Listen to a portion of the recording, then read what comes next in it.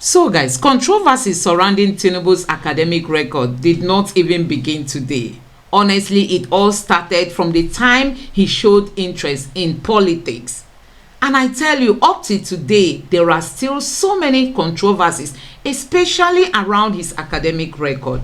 I want you to take a look at this and to see reasons why the tribunal cannot afford not to disqualify Tinubu as the president of Nigeria. Just listen to this clip and let me know what you think. Did Tinubu satisfy Section 131D? Section 131 of the Constitution of the Federal Republic of Nigeria, 1999 as amended, read thus: a person shall be qualified for election to the office of the president if A. he is a citizen of Nigeria by birth, B.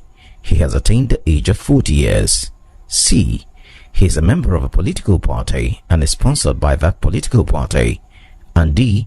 he has been educated up to at least school certificate level or its equivalent. According to this section of the Nigerian Constitution, Bola Tinubu qualifies to be president of Nigeria on the grounds of birth because he was born in Nigeria.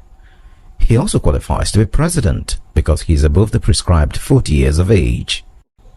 His being sponsored by the All Progressives Congress APC also meant he is qualified. But did he meet the provision of the last section of the Constitution, which says he must be educated up to at least a school certificate or its equivalent?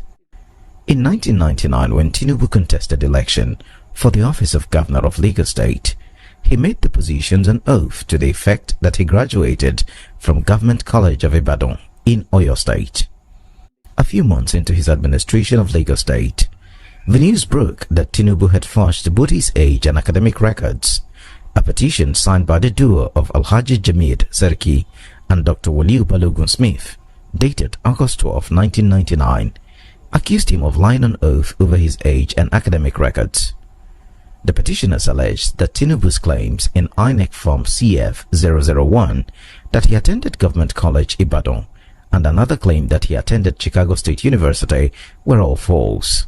However, the two fell on the Lagos State House of Assembly to investigate the claims. The House looked the other way because all its members were of the same political party. In an investigative report by the news magazine, Tinubu's claim of having attended St. Paul's School, Aroloya, was found to be false, as the school did not exist as at the date Tinubu claimed he attended it. The news magazine would later find out that his name was not on the register of Government College Ibadan as at the dates he claimed. The magazine also punctured Bola Tinubu's other educational claims. The news magazine was at the time published by Bayo Ononuga, one of Tinubu's ardent lapdogs today. One would ask, what happened?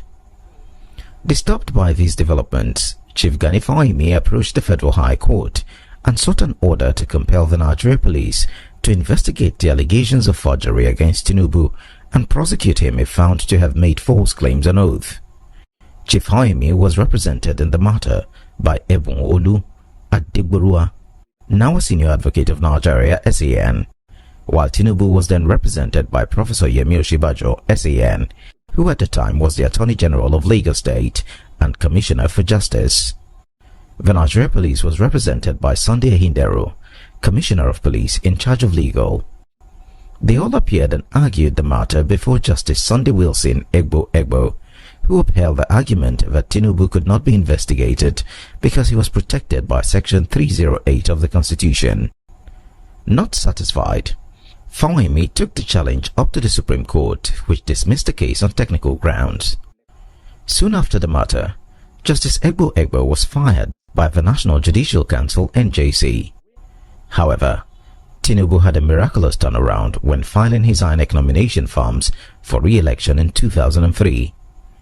In the same INEC form CF-001, where only 4 years earlier he made claims to academic attainment, including Government College Ibadan, where he claimed to have gotten his school certificate, Tinubu, like a chameleon, changed. He entered an A in all the columns requesting his academic qualifications. Earlier in 1999, Senator Bola Tinubu had claimed to have attended St. Paul's School and Government College Ibadan, but by 2003, he entered NA on the call limit for his primary school and secondary school attainment. According to the interpretation of abbreviations, NA could either mean not available, not applicable, not assessed, or no answer. All these were from a Tinubu who, while defending the Fahim illegal challenge, claimed that his academic records got lost while in exile. This is beside the allegation that the NYSC certificate presented by Bola Tinubu to INEC as part of the documents necessary for his clearance to contest for the prime office does not belong to him.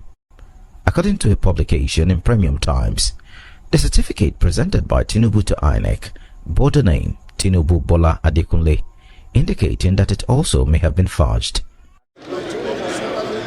Information gathered from those who have details of Tinubu's records revealed that the document showing the differences in name came under scrutiny by the Presidential Petitions Election Court. Judges of the court, Symphony News was told, had difficulties reconciling Bola Tinubu as contained in his INEC form CF001 and Tinubu Bola Adekunle. Both names are glaringly not the same.